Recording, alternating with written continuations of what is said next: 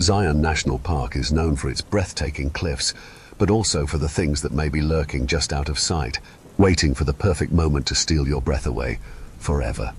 Welcome back to Unexplained Encounters.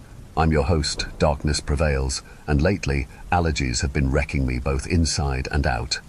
Today, I'll be sharing with you some allegedly true stories that all take place within the hauntingly beautiful yet eerie landscape of Zion National Park. I've never been myself, and after hearing these tales, I'm not so sure I want to. Get ready for drowned phantoms, skinwalkers, and other horrors hiding in the wilderness. If you have a scary and unexplainable story of your own, be sure to send it my way. And if you enjoy the show, consider following and reviewing it on your favorite podcast platform. Now, let's begin. Story 1. What followed us in Zion from youngest elder? I've worked at my software company for almost years now. We're not a huge company about employees, but we're successful enough that management likes to do these quarterly team-building retreats. Usually it's something simple, like renting out a restaurant or maybe a day trip to a local attraction. But last October, our department head Vaughn decided we should do something more authentic to really bond as a team. That's how 5 of us ended up camping in Zion National Park for what was supposed to be 3 nights. We only made it to 2. I'm still not sure what happened out there. I'm not normally the type to believe in the supernatural or anything like that. I mean, I'm a software developer. I deal with cold, hard logic all day. But what happened in Zion, can't explain it. And neither can Tessa or Minson or Lyle or even Vaughn, who's usually got an answer for everything. Our department had been under a lot of pressure to deliver on this new client portal. We'd been putting in hour weeks for months, and I think Vaughn thought the retreat would be a good way to blow off steam before the final push to launch. He'd been talking of Zion for weeks, how beautiful it was, how the disconnect from technology would reset our brains. I was skeptical, but whatever, it beats sitting through another PowerPoint about team dynamics at the Marriott downtown. We drove out early Thursday morning, taking 2 cars I rode with Minkson and Tessa, while Vaughn and Lyle took the other car. The drive was actually pretty nice. We talked about normal stuff, complaining about the project timeline, sharing stories about horrible clients, that kind of thing. Tessa had just broken up with her boyfriend, so we heard all about that too. By the time we reached the park entrance, I was feeling pretty good about the trip. Zion is beautiful, I'll give it. That those massive red cliffs rising up against the blue sky, it's something else. Van had reserved us a group campsite near the Virgin River. It was late afternoon by the time we got everything set up. 5 tents arranged in a rough circle with a fire pit in the middle. Vaughn had sprung for the fancy camping equipment, those big waterproof tents that you can almost stand up in decent. Sleeping bags, the works. I figured if I had to be outdoors, at least I wouldn't be uncomfortable. That first evening was actually fun. We grilled some burgers on a portable stove Van had brought. We drank a few beers, not too many.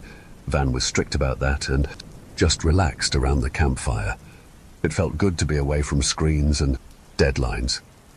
By the way, the stars out there are incredible. You forget how many there are when you live in the city. We were all pretty tired from the drive, so we turned in early. I was just drifting off to sleep when I heard a whisper outside my tent. "Hey, Kyle, you awake?" It was Minkson. I unzipped the tent flap. "Yeah, what's up?" Minchon was crouched outside, holding a flashlight. Behind him, I could see Tessa and Lyle standing a little ways off, giggling. "We got a dare for you," I groaned. "Seriously, what are we?" "Come on, don't be lame," Tessa called over. "It'll be fun." Looked past them. "Asleep," Lyle said. "The old man can't." "Hang!" I sighed and crawled out of my tent. "Fine. What's the dare?" Menson grinned. "Want you to go into the woods just past that line of trees there and say you're not. Lushy 3 times. Say what I asked. Yeah, not Lucy." Tessa repeated slowly. "It's a Native American thing. Minkson's roommate in college was Navajo." What does it mean?" I asked. Minkson shrugged. "I don't know exactly. His roommate said it was something you shouldn't say in the wilderness, but it's probably just a superstition. So why don't you do it?" "I challenge because I'm daring you to do it," Minchon said with a smirk. "Come on, what are you scared of?" I wasn't scared. At least that's what I told myself. I was just annoyed, but I also didn't want to be the guy who couldn't take a joke, especially since we still had 2 more days together. "Fine, whatever you guys are." Ridiculous. I took Minson's flashlight and headed toward the tree line. When I reached the trees, I hesitated for a second. I felt stupid, but also I don't. No, uneasy, like maybe I shouldn't be doing this. But that was silly, right? Was just a bunch of syllables, yeah, Nodi, I said, feeling foolish, yeah, not lushy, yeah, not lushy. My voice seemed to drop into the darkness like a stone into still water. For a moment after I finished speaking, the woods seemed even more quiet than before. Then an owl hooted somewhere nearby, and I jumped like a little kid, hurried back to where the others were waiting. "Did you do it?" Lyle asked, eagerly. "Yeah, I did your stupid dare. Happy now?" They all grinned at me. "Very," said Tessa. "Now let's go to bed before we—" "Wake up, Vaughn." "Not even sure I said it right," I muttered, and they laughed. As we headed back to our tents, I pulled out my phone. We didn't have great reception out there, but I had one bar of service. I tried to Google the phrase, but I didn't know how to spell it properly. I tried several variations I could think of, but nothing seemed to match. After a few failed attempts, I gave up, and I went back to my tent. It took me a while to fall asleep. Kept thinking I heard something moving around outside, but I told myself it was just the wind in the trees or maybe some small animal. Eventually, I drifted off. I woke up suddenly in the middle of the night to a scratching sound on the side of my tent, not like an animal trying to get in, more purposeful, like someone dragging their nails across the fabric. Scratch, scratch, scratch. Then silence. Then again, scratch, scratch, scratch. It was as if someone wanted my attention. "Hello," I called out, my voice embarrassingly shaky. "Who's there?" No answer. Just another set of scratches. This time, on the other side of the tent, I fumbled for my flashlight and phone. It was AM. The scratching came again, and I aimed my flashlight at the tent wall. I could see the fabric depressed slightly with each scratch, like something was applying pressure. "Yo, this isn't funny," I said louder this time. "Minson." Tessa cut it out. The scratching stopped. I listened hard, but couldn't hear anything moving outside. After a few minutes of sitting tensely in my sleeping bag, I convinced myself it must have been one of the others playing a prank. I made a mental note to get them back the next day, and eventually I fell into an uneasy sleep. The next morning I unzipped my tent and I nearly stepped on something, lying right outside the entrance. For a brief second I thought someone had left a small red washcloth there. Then I realized what I was looking at and stumbled backward with a yell. It was a squirrel, or half of one. The animal had been cut cleanly in two, right across the middle.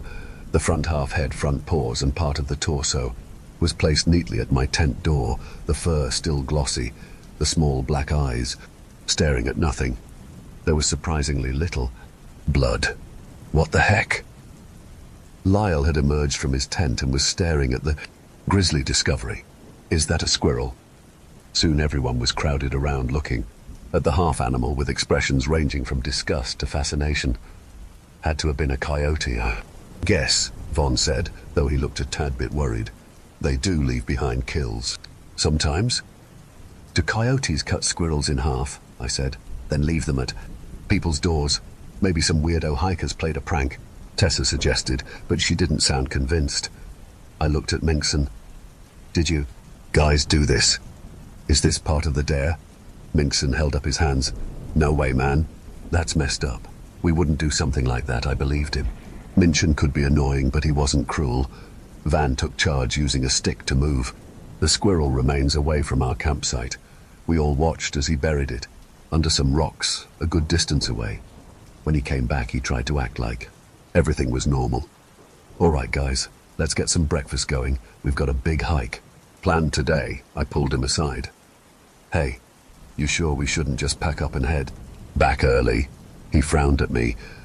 Because of a dead squirrel? Come on, we've been planning this trip for months. It's just nature. Sometimes it's a little gross." "It wasn't just the squirrel," I said, and I told him about the scratching on my tent the night before. He looked skeptical. Probably just the wind or a curious raccoon. "Look, if anything else weird happens, we can discuss heading back, but let's not overreact, okay?" I could tell he wasn't going to budge, and maybe he was right. Maybe I was overreacting. So I just nodded and went to help with breakfast. The day's hike was along something called the Watchman Trail. Under normal circumstances, I probably would have enjoyed it. The views were incredible, sweeping vistas of the canyon, the river winding below us like a blue-green ribbon, but I couldn't shake the feeling that something had changed here. I kept glancing over my shoulder, convinced we were being watched. We had been hiking for about hours when I heard it. My name called, from somewhere off to the east of the trail. It was faint, but distinct. Stopped causing Tessa to bump into me from behind. "Oh, sorry," I said. "Did you hear that?" "Hear what?" she asked. "Someone just called my name." She looked around, confused. I didn't hear anything, but then it came again a little, louder. This time, everyone heard it. We all stopped and looked toward the sound. "Is there another trail over there?" Lyle asked Vaughn, who was consulting the map. "Oh, not according to this," Van said. "Just some steep terrain leading up to those cliffs." The voice came again, somehow both distant and clear at the same time. "Maybe someone needs help," Tessa suggested. Minson squinted in the direction of the voice. "I don't see anyone." "We should check it out," I said, though every instinct was telling me to do the opposite. "What if someone's hurt?" Van nodded reluctantly. "Okay, but we stick together. The terrain gets rough over there." We left the trail and headed east toward the voice that kept calling my name every minute or so. The well-maintained path quickly gave way to loose rocks and scrubby vegetation. We had to help each other across some difficult sections. My name came again this time, followed by "this way." The voice seemed to be coming from just up ahead now, beyond a rise in the terrain. I sped up, pulling slightly ahead of the others. "Hey, wait up. Be careful," Van called from behind me. I crested their eyes and stopped abruptly. In front of me, the ground dropped away, suddenly a sheer cliff face, plunging down at least fit to jagged rocks below. The voice seemed to be coming from the empty air just beyond the edge, but that's not possible. I took an instinctive step back. When the voice called my name again, just as Minkson caught up to me, he grabbed my arm. "Well, holy crap, that's a drop." The others joined us, all staring at the cliff edge with wide eyes. "I don't get it," Tessa said. The voice sounded like it was coming from right here, but there's nothing here. I heard my name. Again, suddenly the voice sounded almost disappointed. "Okay, we need to get back to the trail, guys," now Van said firmly. No one argued. We made our way, back in silence, each lost in our own thoughts. The voice didn't call. Again, when we made it to the main trail, Van suggested we head back to camp. No, one objected. The almost carefree mood of the morning was gone. We were all so tense.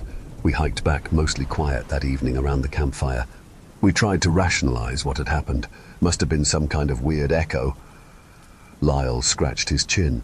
"Sound does strange things in canyons, right? But why would it be saying Kyle's name?" Tessa asked. Maybe it wasn't saying his name at all.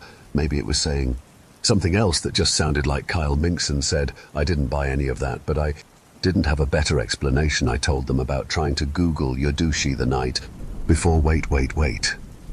You actually did that dare?" Vaughn asked, looking between all of us. "I heard you mentioning it, but what was the dare exactly?" The others explained somewhat sheepishly about the dare they'd given me. Van looked annoyed. "That was irresponsible, guys. You know you're supposed to be respectful of local customs and beliefs when we're in places like this." "Well, do you know what it means?" I asked. He shook his head. No, but he was cut off by a sudden whooshing sound from above. Something dark, hurtled down from the night sky and landed with a sickening thud directly in the middle of our campfire, sending sparks and burning, logs flying in all directions. We all leapt up, screaming and backing away. The firelight, I could see what had fallen. It was a coyote, a dead coyote, and I don't think it had been killed by the fall. The animal had already been horrifically mutilated. Its fur was covered in blood. There were long gashes running across its body like it had been rabbed by something much larger than itself. The smell of burning fur filled the air as the carcass began to smolder. Tessa was the first to recover her voice. "What the heck?" "What the actual heck?" Van was frantically stomping out the small fires that had started in the surrounding grass from the scattered embers. Everyone grab your essential gear now. We're heading back to the cars. In the dark, Menson sounded. Scared, yes, in the dark. Van snapped. Unless you want to stay here with that? He pointed at the coyote carcass still smoking in the remains of our fire. No one argued after that. We rushed to our tents, grabbing only what we absolutely needed. Within minutes, we were ready to go. Stay close together. Van instructed, his usually calm voice now demanding and stressed. No one wanders off for any reason. We stick to the main trail all the way back to the parking lot. It's about me. We can make it in a couple of hours if we keep a good pace. The hike back was the most terrifying experience of my life. Our headlamps were pretty much useless in that kind of darkness. I swear I kept seeing things in the shadows. Even still, we walked pretty quickly, sometimes breaking into a jog whenever our nerves got the better of us. About halfway back, we all heard it at the same time, something large moving, parallel to us in the brush off the trail, not trying to hide its presence at all. Whatever it was breaking branches, rustling leaves. Sometimes it would stop when we stopped, but mostly it just kept pace with us, always just out of sight. Don't look, Van yelled when Lyle tried to shine his light toward the sounds. It's best if we just keep moving. When we finally reached the parking lot, we practically ran to our cars. No one suggested going back for the rest of our gear. No one cared. I think we all just wanted to leave. The drive back was a breath of fresh air, but quiet still. In my car, no one spoke for the first hour. Then Tessa eventually said something. I looked it up, guys, she said from the back seat. Yeah, not Lushy. It's Navajo. It means skinwalker. I think everyone's heard of what a skinwalker is, but she explained it. Anyway, it's a kind of witch that can transform into animals, she said. They're evil. They can mimic human voices, lure people to their deaths. I wanted to puke, just hearing that. When we got back to the city, Van called an emergency meeting with HR and the executive team. I'm not sure exactly what was said, but days after that we all received an email stating that due to safety concerns, all future company retreats would be held in controlled environments only. There was also a line about respecting indigenous cultural beliefs and practices, and a link to some corporate sensitivity training. The five of us don't talk about what happened. Not really. Sometimes at happy hour after a few drinks, though, one of us might say something like, "Remember Zion," and the others will sigh in and just nod. What is there to say, really? We can't explain it, and we don't want to try. Story 2. The river beneath us. I work as a wilderness therapy guide, a role that sits somewhere between counselor, educator, and survivalist. My job is to take at-risk and troubled teens on outdoor expeditions where they learn to confront the elements, their fears, and most importantly, themselves. We believe that when you strip away the distractions of the modern world, the natural world becomes a mirror, showing people who they really are. Confidence, teamwork, self-reliance, these are the tools we try to instill. Over the years, I've led expeditions across the vast and varied terrains of the American Southwest. Arizona's sun-bleached canyons, the dense forests of Colorado, the dry, crumbling cliffs of New Mexico. Each landscape offers its own unique challenges and rewards. But Zion National Park was always my personal favorite. I won't return now, not after what happened last summer. That place changed something in me, rattled a core belief I'd held my whole life, that nature, no matter how wild, could be understood, managed. That belief died on that trip. Something else took its place. It was supposed to be a standard 7-day expedition. Our group included 6 teenagers, ages ranging from 15 to 17. Each of them carried different burdens: depression, aggressive behavior, substance abuse, abandonment issues. Some had been through the justice system. Others had simply fallen through the cracks at home or school. Nothing we hadn't worked with before. My co-guide for the trip was Rachel. Steady, experienced, someone I trusted completely. She'd been with the company for about 3 years, and we'd successfully led dozens of trips together. Our dynamic was effortless, built on trust and shared responsibility. If something went wrong, I knew she had my back, and vice versa. The first 2 days unfolded beautifully. The sun stayed generous but not cruel. The kids, initially skeptical, began to open up, sharing stories during trail breaks, helping each other pitch tents, even laughing occasionally. We set up camp beneath vast stretches of sky that turned molten gold in the evening. Zion lived up to its reputation, red cliffs glowing like fire at sunset, narrow paths winding along ridges like veins on ancient stone. But then came day 3. That was the day we reached the river crossing. I'd done that specific crossing at least 20 times in the past. It wasn't considered dangerous. The water came up to about the knee of the average adult, and the current, while present, was usually manageable. We followed protocol to the letter: buddy systems, safety ropes, demonstrations, verbal checks. I volunteered to cross first, to model the technique for the group. Rachel stayed with the kids, helping them prepare their packs. The water looked clear, if a bit darker than usual. I stepped in, feeling the chill wrap around my calves like an unwelcome whisper. The temperature was off, colder than it should have been this time of year, colder than I'd ever felt in that stretch before. Halfway across, something happened. At first, I thought I'd stepped on an unseen branch, but then I realized it wasn't beneath me. It was around me. A grip. Fingers. Long, thin fingers curling tightly around my ankle, as if a hand were reaching up from the riverbed, trying to pull me under. My survival instincts kicked in before my mind could catch up. I yanked my leg up violently, stumbling forward into the shallows. The hand, or whatever it was, released me. I scrambled to the far bank, heart racing, trying to dismiss what had just happened as debris, roots, maybe even a panicked overreaction. Later that evening, I checked my leg. What I found made my stomach churn. 5 bruises, perfectly circular, evenly spaced around my ankle. They looked exactly like fingerprints. During that crossing, one of the kids, Eli, a quiet 16-year-old with expressive eyes and a nervous energy, froze in the middle of the river. He just stood there, staring down into the water, unmoving. Rachel had to call his name twice, loudly, before he finally trudged forward. When he reached me, he asked, "Did you see that thing?" "What thing?" I asked. "There was something under the surface," he said. "Something dark. It was moving. It was too big to be a fish." I told him it was probably just his imagination, shadows playing tricks in the current, stirred up silt. But even as I said it, I didn't believe a word. That night, our camp was set about half a mile from the river. Around 2 a.m., I woke up to a peculiar sensation. My sleeping bag was wet.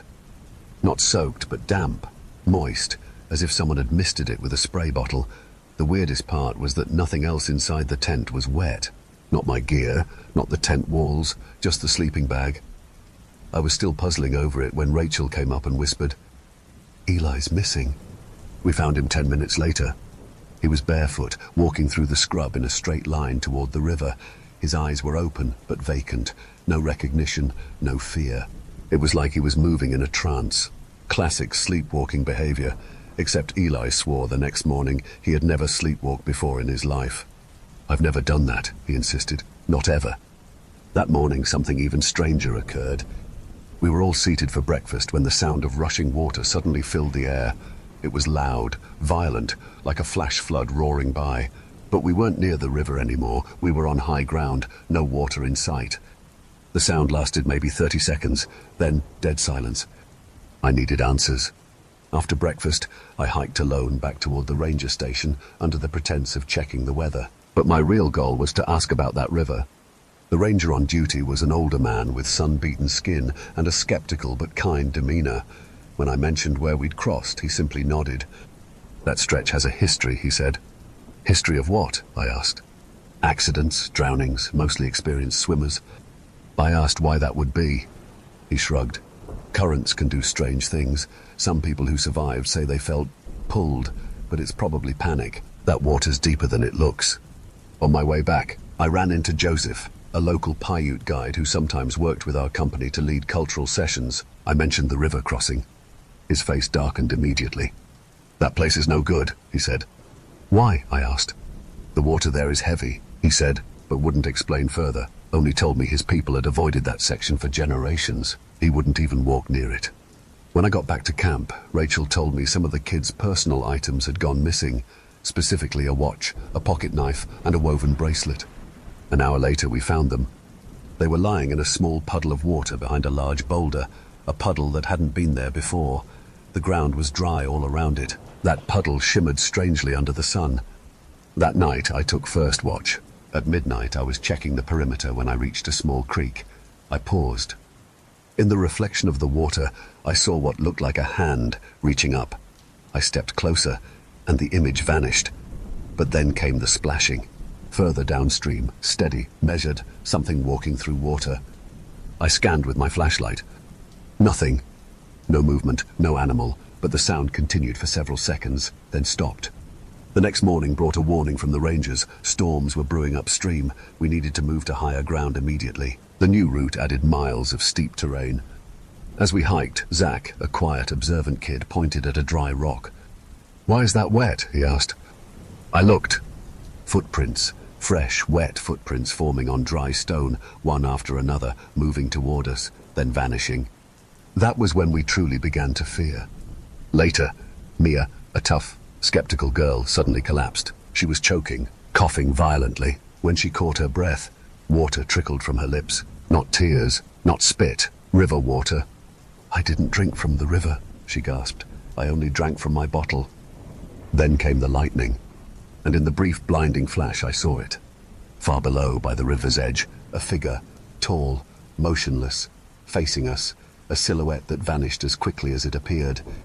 We reached high ground just as the storm hit. We waited it out in emergency shelters, drenched and shaken. Mia didn't cough again, but none of us slept. We hiked out the next morning, silent, changed. No one talked about what happened. No one dared to explain it. Not one of us filled our bottles from the river again. Even after purifying it, we only drank from what we had packed. I still guide therapy trips. I still believe in nature's power to heal. But every time I stand near a river now, I feel that phantom pressure on my ankle, that cold grip. Whatever lives in that stretch of Zion's waters, it remembers us, and it's waiting. Story 3. The strangest steer I've ever seen from threes, and it's weeks of field work in Zion National Park, and not a single usable photograph to show for it. Nothing. As a wildlife photographer, I've never experienced anything like this. Everyone assumes it was equipment failure, but it wasn't. That's what no one seems to understand. Let me back up. Last November, I was on assignment documenting MU deer behavior during writing season. My editor wanted something fresh for a conservation piece. The whole majestic animals in their natural habitat angle. I'd worked in Zion before, back in cataloging raptor nesting patterns. I had identified a promising location in a relatively isolated valley in the eastern section park. Records indicated consistent deer activity there, but it was far enough from the popular trails that human interference would be minimal. Perfect conditions. The first day went according to plan. I set up 3 trail cameras at suspected crossing points and constructed a photography blind about wide from a meadow where I'd observed browsing activity that morning. The blind was top-of-the-line, low-profile synth controlled with viewing. Slits positioned for optimal shooting angles. I've spent enough time around Unullit to know that mule deer have exceptional environmental awareness. One errant movement or scent, and they'll bolt. That's what makes what happened so profoundly unsettling. Day 2. I arrived at my first trail camera to download the overnight footage. The camera had been dislodged from its mounting, not knocked over by passing wildlife, but purposefully removed. The securing strap had been unfastened completely. The lens had multiple parallel scratches consistent with antler tines. I've seen bucks damage cameras before when they pick up the scent of the mounting adhesive, but never have I seen it done in such a way that seemed methodical. I chalked it up to an unusually aggressive territorial display and repositioned the camera with fresh straps. The second camera was fully intact, but of course the SD card was gone. Again. I rationalized perhaps vibration had loosened it or something. Heck, maybe I even failed to secure it properly. The third camera was completely undamaged, still recording, but contained hours of nothing. Well, nothing but static, despite the motion sensor indicator showing multiple activations. Technical glitches happen in field work. I've had bears destroy equipment, moisture ruin electronics, and batteries just fail, especially in cold weather. This felt different though, but I dismissed that thought. I'm a professional after all. Day 3 was when things became Undeniable I was in my blind at dawn camera, ready when 6 does emerged from the tree, and standard procedure for them would be to enter the meadow cautiously, 1 or 2 taking the lead while the others remained vigilant for predators. Instead, they walked in perfect unison, forming a semicircle at the meadow's edge, and then this is the part that sent the first chill through me. All of them simultaneously turned their heads directly toward my blind. They stood, motionless, staring at my position for minutes. I know the exact time because I was so freaked out by their behavior that I documented it in my field journal. They didn't browse, didn't flick their tails at insects, just stood 6 pairs of eyes, fixed on my location, despite the fact that my blind was professionally camouflaged and I had taken every precaution regarding scent control. Eventually they departed in the same unsettling unison with which they'd arrived. My rational mind needed an explanation. Perhaps they had detected some subtle sign of my presence that I had overlooked. Maybe there was a mountain lion nearby that had them on high alert. I've observed prey animals engage in coordinated vigilance behavior before, but never like this. This was, well, it was robotic almost. When I returned to camp that evening, I found deer tracks encircling my tent. Not random tracks of deer passing through the area, but a continuous line of prints forming a near-perfect circle around my sleeping quarters. The track showed the animals had walked slowly, deliberately pausing at intervals, as if to stand and observe. For a while that night I heard them moving around my tent, the distinct soft crunch of hooves on rocky soil, circling slowly, pausing, continuing. I dozed fitfully, waking repeatedly to that sound. At one point in the early morning, I distinctly heard sniffing along the tent wall inches from my head. I froze, fully awake now, as the sniffing moved methodically down the length of the tent. When I finally worked up the courage to shine my flashlight through the thin fabric, the sounds immediately ceased. Saw nothing when I unzipped the tent to look outside. The next morning, all 3 trail cameras had been disabled. The first had been carefully turned to face a blank rock wall. The second's batteries had been removed and placed on top of the camera. The third was simply gone, though.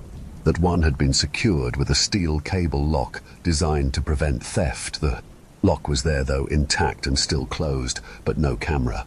I tried to be a rational person. I documented observable phenomena for a living, but I could not rationally explain how a deer could unfasten a locked steel cable without opposable thumbs or tools. They're not smart enough to know what that lock even is. During my 4th day in the blind, I observed 8 deer, 2 small bucks and 6 doses enter the meadow. They behaved normally for approximately minutes, grazing and moving about. Then, without any environmental trigger, I could detect all 8 simultaneously raise their heads oriented toward my location and began walking directly toward my blind. They stopped approximately ED away, close enough that I could see their eyes clearly through my telephoto lens. No deer in my extensive field experience has ever voluntarily approached a human blind at that range. They stood in formation watching. When I shifted slightly to adjust my cramping leg, they all in perfect sync tilted their heads at precisely the same angle. I remained motionless for nearly hours as they maintained their vigil. Eventually, I couldn't tolerate the cramped position any longer and was forced to move. The instant I did, they turned and departed, information not running as would be normal for startled deer, but walking with slow, calm movements. That night at camp, I heard them again. This time they weren't circling, but standing. There was the distinctive sound of weight shifting from hoof to hoof and an occasional soft snort. They remained outside my tent from approximately PM to just before dawn, never moving away before then, and never making contact. They were just watching and waiting. In the morning, I found my backpack had been moved approximately from where I had left it. The contents were undisturbed, but the positioning was inexplicable. It had been placed upright, balanced perfectly despite the uneven ground. I can't explain how an animal without grasping appendages could have accomplished this. I'd had enough. I broke down my camp and hiked back to the ranger station. Then I made for home. I spent that night in a motel in Springdale trying to salvage what footage I had, but every file was unusable, corrupted, or just nothing but static. The few clear images I thought I'd managed to secure were just gone entirely, even though I was sure I'd viewed them in the field. I know this. Stuff wasn't just glitches. Glitches do sometimes happen in the field, as I said. But those deer were not glitching. They were watching me, studying me, testing. Boundaries demonstrating capabilities that deer simply should not possess. I've gone back to Zion 3 times since then, attempting to document similar behavior always in that same valley. But the thing is, I've never seen anything unusual on those trips. The scariest part of this encounter wasn't the robotic movement of the deer, but rather the way they weren't scared. These deer looked at a predator and saw something else.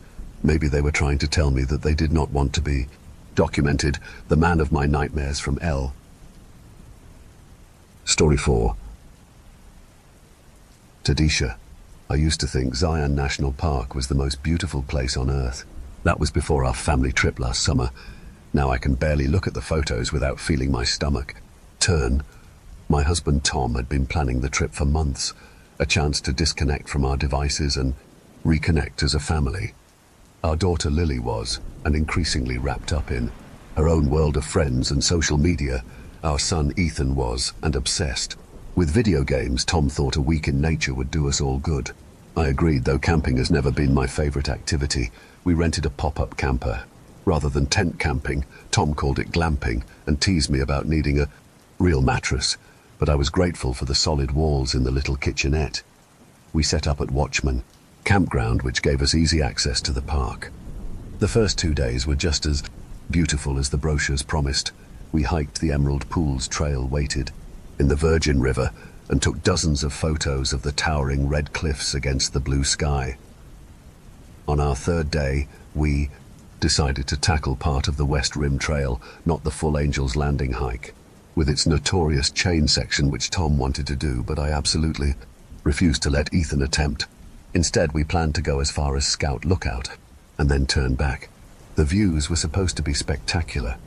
The trail started pleasantly, enough with a paved path following the Virgin River. Then came a series of steep switchbacks carved into the cliff face known as Walter's Wiggles. The kids charged ahead while Tom and I took a more measured pace about halfway up the switchbacks. I first felt it, a sudden wave of vertigo that made me grab the rock wall for support. Tom asked if I was okay. I told him I just needed a minute to catch my breath. I assumed it was just the altitude or maybe the heat. We continued climbing, but the feeling persisted. It was strongest when we were on the left side of the switchbacks nearest to the sheer drop. Off. Each time we rounded the bend to that side, my stomach would lurch and my head would swim. Not just normal vertigo from the height, but something deeper and more unsettling. We eventually reached Scout Lookout, where the kids were already exploring and taking pictures. The view was indeed spectacular, but I couldn't fully enjoy it. That sense of wrongness followed me, a persistent nausea that wouldn't let up. Tom suggested we eat lunch there, but I convinced the family we should head back down and find a less exposed spot to eat. The descent was worse. That feeling of dizziness intensified until I was moving at a snail's pace, one hand always on the wall for support. Tom grew concerned and asked if I needed help. I told him I just wasn't good with heights. He took my free hand and helped guide me down. I felt ridiculous, like I was ruining the family outing with my sudden onset of acrophobia. By the time we reached the bottom, I felt better. The rest of the day passed normally, and that night in the camper, I slept soundly until the dream. I woke in the dream to a sound of whispering. At first I thought it was Tom talking in his sleep beside me, but the sound wasn't coming from him. It seemed to be coming from the front of the camper, near where Ethan slept on the converted dinette. I remember thinking that he must be watching videos on his phone despite our no electronics rule. I sat up quietly, not wanting to wake Tom. The whispering continued, but now I could tell it wasn't Ethan. The voice was deeper, adult, and there was something wrong with it. The words were garbled, like someone trying to talk with a mouthful of liquid. I called out to ask who was there. No response, just more wet whispering. I fumbled for the little battery lantern we kept by the bed. When I finally got it on, the light revealed a figure standing in the narrow space between the beds. It was a man I had never seen before. Was wearing hiking clothes, dark with dirt or something else, but it was his. face that made me try to scream. His mouth was open, impossibly wide, and blood was pouring out in a continuous stream, splattering on the camper floor. He was still whispering somehow, talking through all that blood. He reached one hand toward me, and I saw that his fingers were bent at unnatural angles. That's when I did scream so hard. It hurt my throat, and then I was awake, truly awake, with Tom shaking my shoulders and asking frantically what was wrong. My screams had woken everyone. Ethan was crying, and Lily was standing at the foot of our bed, her face pale with fear. It took nearly an hour to calm everyone down.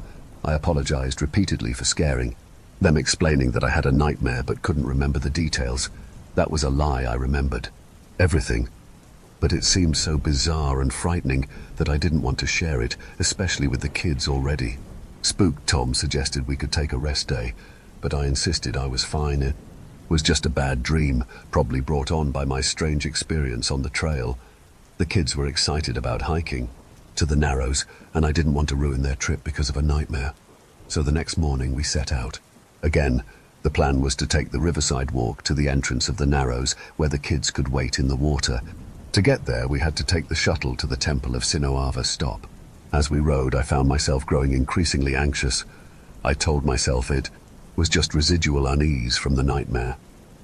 We got off the shuttle and began the easy walk along the river. About halfway along the path, I started feeling it again, that same vertigo, the same nausea I had experienced on the West Rim Trail. I looked around, trying to orient myself, and realized we were passing below the same ridge that contained Angel's Landing. The massive cliff face loomed to our left, though, from a completely different angle than yesterday's hike. Tom noticed me slowing down and asked if I was feeling sick again. I admitted that I was experiencing the same dizziness, suggested I sit on a nearby bench while he took the kids ahead, but I didn't want to be alone, so I pressed on. Though the feeling grew worse with each step, just as we approached a bend in the trail, the dizziness became almost unbearable. I stopped, leaning against a rock wall, breathing deeply and trying not to throw up. That's when we heard it. A scream from high above us, a sound so full of terror it made my blood freeze. All four of us looked up simultaneously. A dark shape was falling from the cliff face, tumbling through the air. The scream cut off abruptly when the figure struck an outcropping, then continued falling. The sound it made when it finally hit the ground was unlike anything I had ever heard before, a wet, heavy thud that somehow echoed off the canyon walls, seeming to repeat itself over and over. Several other hikers on the trail also witnessed the fall. There were shouts and cries of alarm. Someone near us started calling for help, saying they were a nurse. Tom immediately told the kids to stay where they were and ran toward the spot where the figure had landed. It was off trail, but visible from where we stood. As Tom ran, I realized my dizziness was completely gone. The nausea had vanished as suddenly as if someone had flipped a switch. Instead, I felt a terrible certainty growing in my stomach. Lily, always stubborn, ignored her father's instructions and started to follow him. I called to her to stop, then told Ethan to stay put while I went after his sister. I caught up to Lily. Just as Tom was returning, his face was ashen, and he put his hands on Lily's shoulders to stop her from going further. He told her firmly that she didn't want to see this. Then he looked at me over her head, his expression warning me away as well, but I knew I had to look. I told Tom to take Lily back to Ethan, that I would be right behind them. He started to argue, but must have seen something in my face that changed his mind. He nodded and guided our daughter away. I approached the spot carefully. The man had landed in a small clearing among some trees just off the maintained trail. Other hikers had already gathered, and someone was performing CPR, though it was clearly futile. Even from a distance, I could see that the man's body was broken beyond any hope of survival. His limbs were twisted at impossible angles, and there was blood everywhere. I moved closer, a park ranger now trying to establish a perimeter, but before he could stop me, I got close enough to see the man's face. What was left of it. His mouth was open wide in death, a torrent of blood still flowing from it. The same impossible amount of blood I had seen in my dream. But it wasn't just that detail that made me back away in horror. It was his entire face. Though mangled from the impact, I recognized him immediately. The same man who had stood in our camper the night before, reaching for me with broken fingers. I don't remember much after that. Tom says I fainted. I woke up on a bench with a park ranger asking me questions and offering water. There was a flurry of activity as emergency responders arrived, though it was clearly a recovery mission, not a rescue. We learned later that the man was an experienced hiker who had attempted the Angel's Landing trail alone. No one saw exactly what happened, whether he slipped or had some kind of medical episode that caused him to fall. The rangers told us such accidents were rare but not unprecedented. Angel's Landing had claimed several lives over the years. We cut our trip short after that. None of us had the heart to continue enjoying the scenery with the image of that fall so fresh in our minds. The kids were subdued, processing the shock of witnessing death so unexpectedly. Tom was worried about me, offering to drive the whole way home so I could rest. I never told any of them about the dream or about how the man in my nightmare was identical to the man who fell. How could I explain it, that somehow I had dreamed of his death before it happened, that his dying spirit had somehow reached out to me the night before his fall? I've spent months trying to make sense of it. I've researched premonition, dreams, and found some comfort in knowing other people have experienced similar phenomena. But that doesn't explain the physical symptoms I felt on the trail. The vertigo and nausea that vanished the moment he fell. Consider this your official invitation to come visit Zion National Park soon. We've got checks, notes, evil, deer skinwalkers, and ghosts that want to drown you. Neat. Story 5. The Hollow Herd. My name is Daniel Grant. I've been a wildlife biologist for the better part of 20 years, with a specialization in herd behavior and predator-prey interaction. Most of my work's been observational, tagging elk in Colorado, studying wolves in northern Minnesota, tracking migration routes through Yellowstone, that kind of thing. I've worked in all sorts of environments. I've weathered snow, injury, even the aftermath of a bear mauling once. But nothing, and I mean nothing, prepared me for what I experienced last November in the Little Divide. It started with a call from an old mentor of mine, Dr. Hannah Madsen. She was one of the pioneers of large ungulate behavioral modeling, a legend. She'd semi-retired 5 years back, but kept doing field research for her own interests. She left me a voicemail one morning, just a strange, crackling message. Something's wrong with the elk herd near Shale Ridge. Behavior is coordinated, not instinctual. I've never seen anything like it. I could use a second pair of eyes. I called her back but got nothing, so I figured, what the hell, I owed her plenty, and besides, I was between assignments. Shale Ridge is a remote stretch of highland forest tucked into a rarely trafficked corner of the Bitterroot Range. Rugged terrain, no cell reception, sparse human presence, perfect habitat for elk, too perfect in hindsight. I arrived late in the afternoon after a 7-hour drive and a steep hike into the valley. Her camp was set up neatly just north of a narrow creek. Tent, gear, logbooks, untouched, but she wasn't there. I found her field journal zipped into her pack.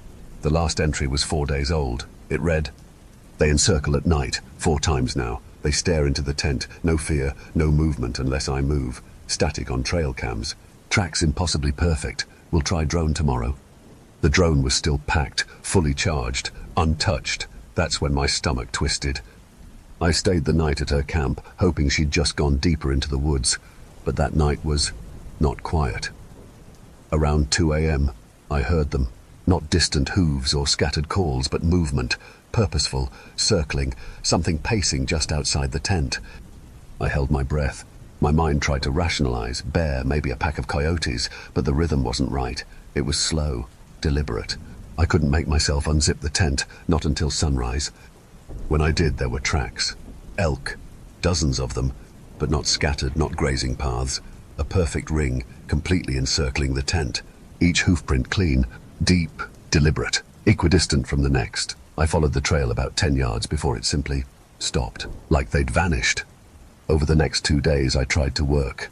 I retrieved the trail cams Hannah had set up. One was facing a tree trunk. Another had been stripped of its batteries. The third, still recording, contained 7 hours of static, not darkness, not animal interference, just an undulating, pulsing static, as if something was deliberately jamming the feed. I set up new cams and kept my own field notes. I didn't see elk in the daytime, not once, but every night the circle returned. always perfect, always expanding slightly. They were getting closer. On the fourth night, I stayed up with my camera ready. I hid in the blind just a few meters from the tent, wrapped in heat-dampening fabric, scent masked, perfectly still. It took until nearly 3 a.m., but then they emerged. At least 20 of them. Elk, bulls, cows, and yearlings. But they didn't behave like any elk I've ever observed. They approached in formation, evenly spaced, single file, until they stopped about 30 feet from the tent. Then they separated, 12 to the north, 12 to the south, and began pacing in opposite circles, a counter-rotation. They never vocalized, never lifted their heads, just walked, perfectly synchronized. When I raised my camera and tried to capture a long exposure, the screen buzzed and died. The moment the shutter opened, the elk stopped. Every single head turned, not toward me, but straight into the lens.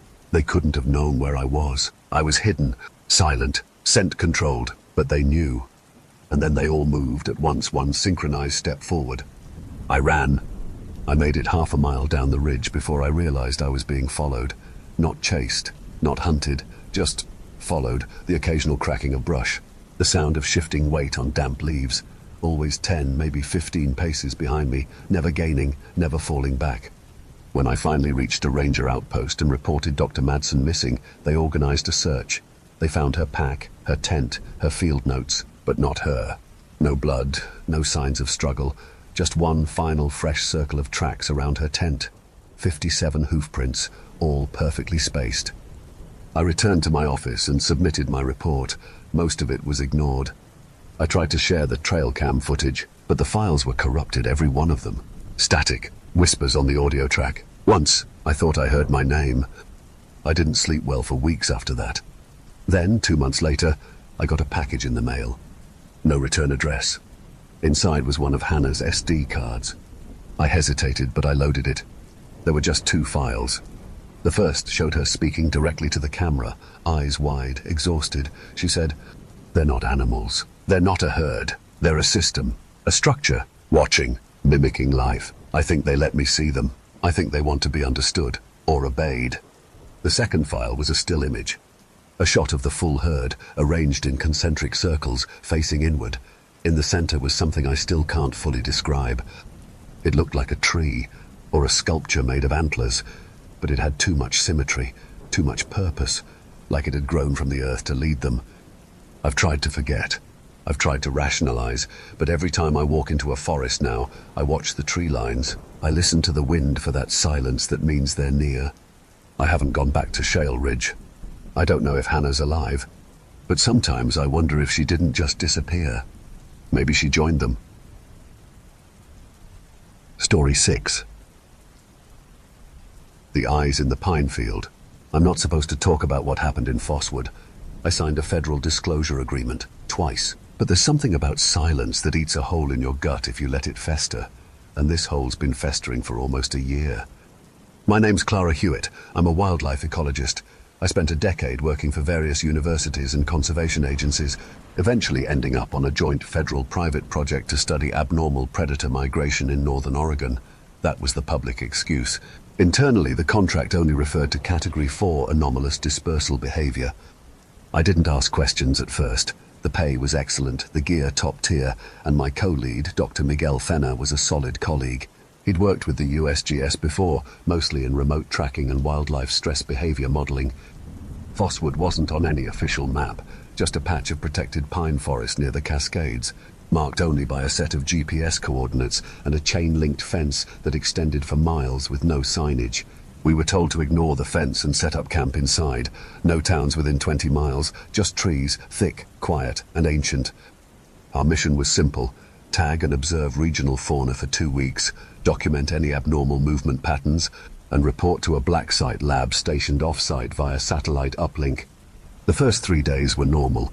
We set up camera traps, baited mineral licks, tagged a few coyotes. Forest seemed underpopulated, but not alarmingly so. Maybe late migration, we figured. We were wrong. On day 4, one of our cameras disappeared. Not destroyed, not broken, gone. The mounting bracket was still embedded in the tree, but the screws had been removed, cleanly. No scratch marks, no clawed plastic, just missing. The next day we found deer prints near the South Bait Station, except something was off. The tracks were uniform, identical in depth and angle, and spaced exactly 2 feet apart. No stagger, no variance, as if made by a mold. Fenner said it looked like the hooves of 12 deer had moved in unison across a single path. I laughed at first, then I saw it for myself. They'd moved through a clearing we'd been watching for 3 days.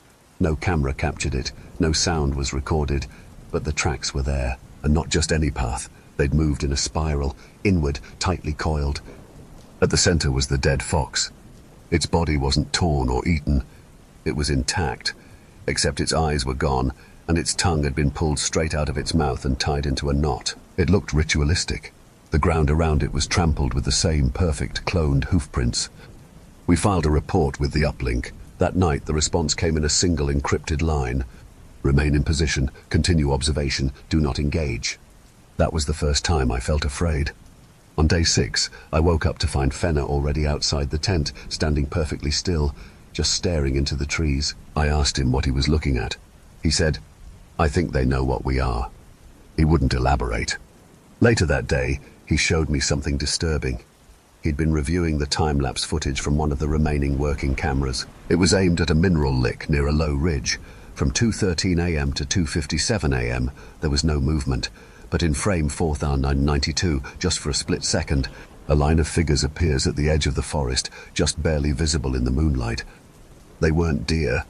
They were upright, tall, thin, dozens of them, no antlers, no facial features that I could identify, just shadows, perfectly spaced, staring into the camera, then gone. We scrubbed the footage, slowed it frame by frame, enhanced the contrast. Same result every time. 1 frame, a forest full of figures, then empty. That night I heard them. Footsteps, not just around our tent, inside the perimeter. We had placed tripwire alarms, none of them triggered. But the crunch of dry needles was unmistakable, rhythmic, pacing. There was a breathing too, wet, steady inhalation, like something was trying to mimic how humans breathe through their nose. I didn't move, neither did Fenner. We waited until dawn. The next morning, we found the satellite uplink dish had been turned by exactly 90 degrees. The bolts had been unscrewed, wires removed and then placed in a neat coil beside the base. Not cut, not torn, not even dirty. That was when Fenner said it, quietly, like he was embarrassed. "I think we're not observing animals. I think we're being observed by something using animals." On day 8, we split up to retrieve the last of the trail cameras. I hiked west toward a clearing we'd dubbed Sector 4. It was always silent there, unnaturally so. The kind of quiet that presses on your eardrums. Birds avoided it, so did insects. I found the camera intact, but it was off. When I powered it up, I expected more static. Instead, I found something worse. Video. Nearly 10 minutes of footage recorded just 3 hours prior. It showed me, standing in the clearing, but I hadn't been there. I'd been at camp. It was me, my same clothes, same posture, just standing motionless in the field, facing the camera. At the 5-minute mark, I smiled.